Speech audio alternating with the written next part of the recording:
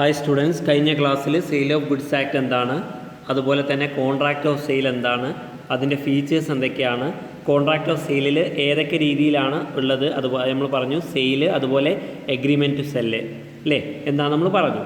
അപ്പോൾ ഇന്ന് നമ്മൾ ഡിസ്കസ് ചെയ്യാൻ പോകുന്നത് സെയിലും എഗ്രിമെൻറ്റ് ടു സെല്ലും തമ്മിലുള്ള വ്യത്യാസമാണ്. Okay, distinction between sale and agreement to sell.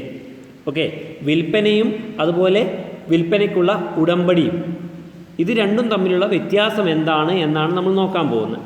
Okay, നമുക്ക് ഓരോന്നായിട്ട് നോക്കി പോകാം. ഒന്നാമതായിട്ട് ബേസിസ് ആണ്. കണ്ടറിയാം, ബേസിസ് അടിസ്ഥാനം അല്ലേ, അടിസ്ഥാനം എന്നുള്ളതാണ് അല്ലേ. അടിസ്ഥാനത്തിൻ്റെ അടിസ്ഥാനം എന്തിൻ്റെയൊക്കെ അടിസ്ഥാനത്തിലാണ് ഇവിടെ സെയിലിനെയും എഗ്രിമെൻറ്റ് സെല്ലിനെയും തരംതിരിച്ചിട്ടുള്ളതെന്നാണ് നോക്കുന്നത്. ഓക്കെ, നമുക്ക് ഒന്നാമത്തെ അടിസ്ഥാനം നോക്കാം. ട്രാൻസ്ഫർ ഓഫ് പ്രോപ്പർട്ടി, വസ്തുവിനെ കൈമാറ്റം ചെയ്യുക അല്ലേ. Transfer of property from seller to the buyer, വിൽപ്പനക്കാരിൽ നിന്നും വാങ്ങുന്ന ആളിലേക്ക് എന്ത് ചെയ്യുക, വസ്തുവിനെ കൈമാറ്റം ചെയ്യുന്നത്. സെയിലിൻ്റെയും എഗ്രിമെൻറ്റ് സെല്ലിൻ്റെയും കേസിൽ എങ്ങനെയാണ് നമുക്ക് നോക്കാം.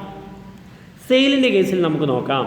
The property or ownership in the goods immediately passes from the seller to the buyer. ശ്രദ്ധിക്കുക, in the case of sale, sale നമ്മൾ എടുക്കുകയാണെങ്കിൽ സെയിലിൻ്റെ കേസിൽ, വിൽപ്പനയുടെ കേസിൽ എന്ത് ചെയ്യുന്നു, ഒരു വസ്തുവിനെ അല്ലെങ്കിൽ ആ വസ്തുവിൻ്റെ ഉടമസ്ഥാവകാശത്തെ എന്ത് ചെയ്യുന്നു, സെല്ലറിൽ നിന്നും ബയറിലേക്ക് ഇമ്മീഡിയറ്റ് ആയിട്ട് വിൽപ്പന നടക്കുന്ന ആ സമയത്ത് തന്നെ എന്ത് ചെയ്യുന്നു, കൈമാറ്റം ചെയ്യുന്നു. Transfer of property happens immediately passes from the seller to the buyer. ശ്രദ്ധിക്കേണ്ട കാര്യം, in the case of sale, വിൽപ്പനയുടെ കേസിൽ എന്ത് ചെയ്യുന്നു, ഒരു വസ്തുവിൻ്റെ ഓണർഷിപ്പ്, ഉടമസ്ഥാവകാശം എന്ത് ചെയ്യുന്നു, ട്രാൻസ്ഫർ ചെയ്യുന്നു സെല്ലറിൽ നിന്നും ബയറിലേക്ക്. എപ്പോഴാണോ ആ സെയിൽ നടക്കുന്നത് ആ സമയത്ത് തന്നെ. കാരണം ഇതൊരു എക്സിക്യൂട്ടഡ് കോൺട്രാക്റ്റ് ആണ്, അതുകൊണ്ട് തന്നെ. ഓക്കെ, ഏതായാലും നമുക്ക് നോക്കാം അടുത്തത്. എഗ്രിമെൻറ്റ് ടു സെല്ലിൽ എങ്ങനെയാണ് ഉൽപ്പന്നത്തെ കൈമാറ്റം ചെയ്യുന്നുണ്ടോ എന്ന് നോക്കാം. എഗ്രിമെൻറ്റ് സെൽ, വിൽപ്പനയ്ക്കുള്ള ഉടമ്പടിയിൽ പ്രോപ്പർട്ടിയെ ട്രാൻസ്ഫർ ചെയ്യുന്നുണ്ടോ എന്ന് നോക്കാം. The property in goods transfers on some future date or subject to fulfilment of some conditions. The seller continues to be the owner of goods. ശ്രദ്ധിക്കേണ്ട കാര്യം, എഗ്രിമെൻറ്റ് സെല്ലിൽ ആ വസ്തുവിനെ ട്രാൻസ്ഫർ ചെയ്യുന്നത് എപ്പോഴാണ്, ഇൻ ഫ്യൂച്ചർ, ഭാവിയിലെ ഒരു ഡേറ്റിനാണ്, അല്ലെങ്കിൽ subject to fulfilment of some condition, ചില നിബന്ധനകൾ, ചില കണ്ടീഷൻ ഫുൾഫിൽ ചെയ്യുന്നതിൻ്റെ അടിസ്ഥാനത്തിൽ എന്ത് ചെയ്യുള്ളൂ, ആ പ്രോപ്പർട്ടിയെ, ആ വസ്തുവിനെ ട്രാൻസ്ഫർ ചെയ്യുകയുള്ളൂ. That means the seller continues to be the owner of goods.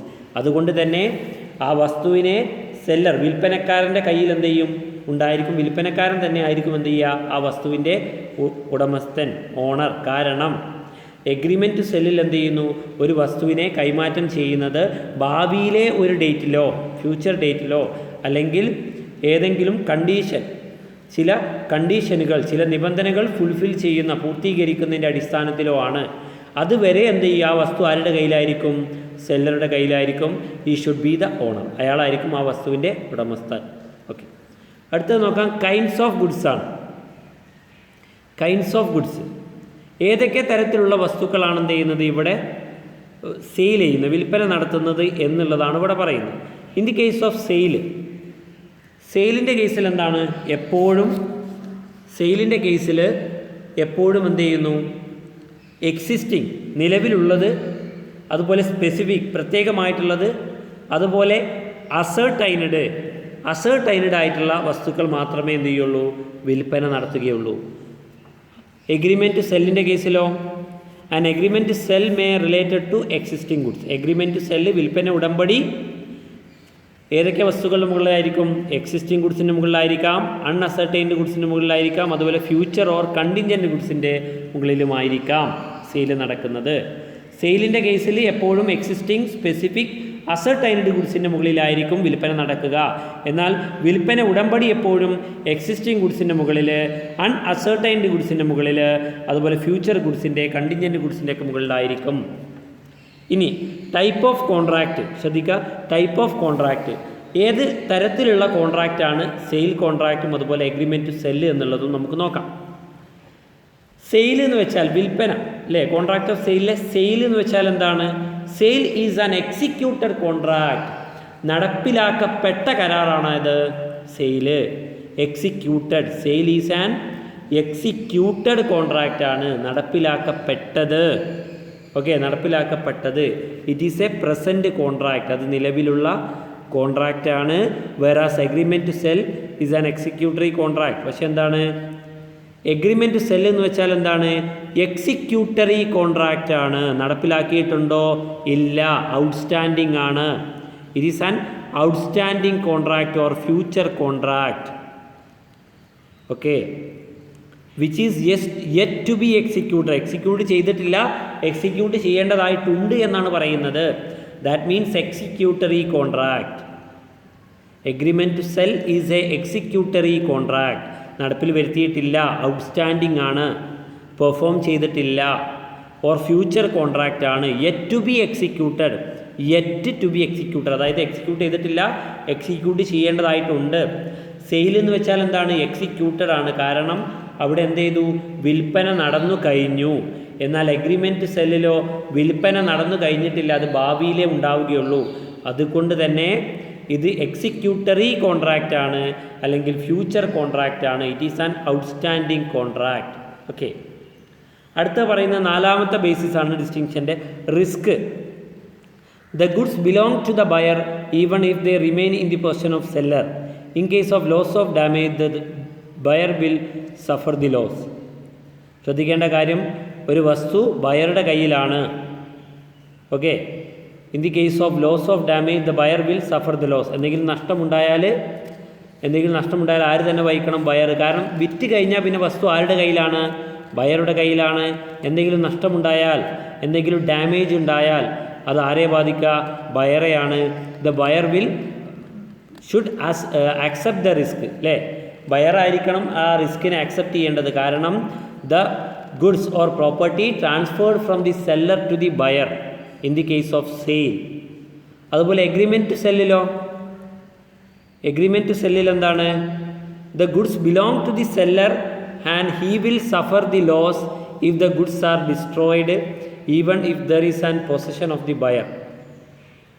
ശ്രദ്ധിക്കുക, എഗ്രിമെൻറ്റ് സെല്ലിൽ എന്താണ്? വിൽപ്പനയ്ക്ക് വേണ്ടിയിട്ടുള്ള ഉടമ്പടി വെച്ചിരിക്കുന്നു, പക്ഷേ ഉൽപ്പന്നം കൈമാറിയിട്ടില്ല. The goods should be in the possession of the seller. സെല്ലറുടെ കയ്യിലാണ് വസ്തു ഉള്ളത്. അതുകൊണ്ട് തന്നെ എന്താണ്? ആരാണ് വഹിക്കേണ്ടത്? സെല്ലറാണ്. Seller will suffer the loss, കാരണം അയാളുടെ കയ്യിലാണ് ആ വസ്തു ഉള്ളത്. അടുത്ത remedy for breach of contract. കരാറിനെ റദ്ദാക്കുക, ലംഘനം നടത്തുകയാണെങ്കിൽ അതിനുള്ള പരിഹാരം എന്താണ്? കോൺട്രാക്ട് ഓഫ് സെയിൽ പ്രകാരം കരാർ ലംഘനം നടന്നാൽ അതിനുള്ള പരിഹാരം എന്താണ് എന്നാണ് പറയുന്നത്. If the buyer fails to pay the price the seller can sue him for price but cannot resell the goods.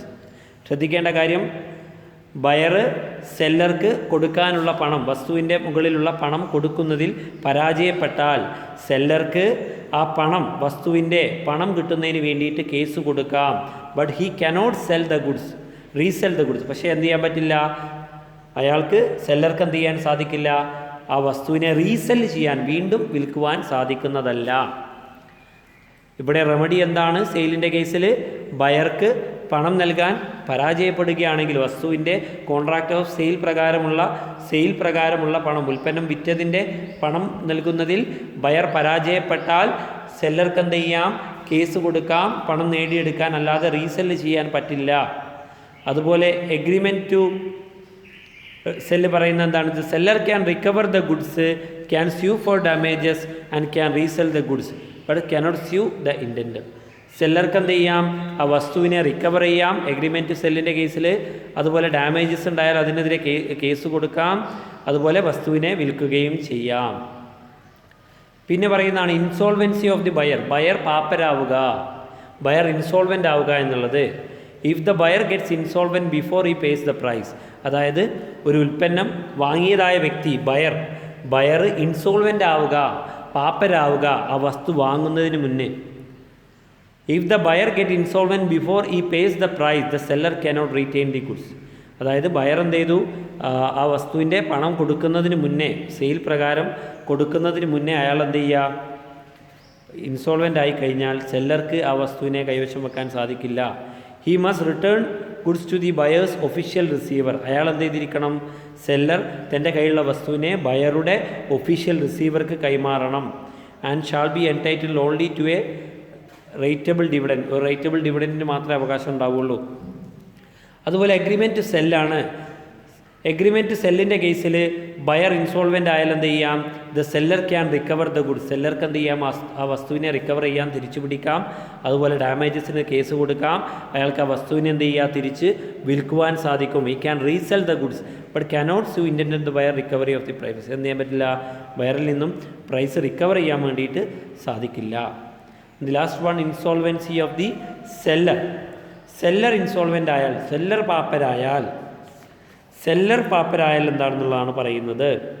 If the seller gets insolvent the buyer can recover goods from seller's official receiver. Seller പാപ്പരായി കഴിഞ്ഞാൽ ബയർക്ക് എന്ത് ചെയ്യാം?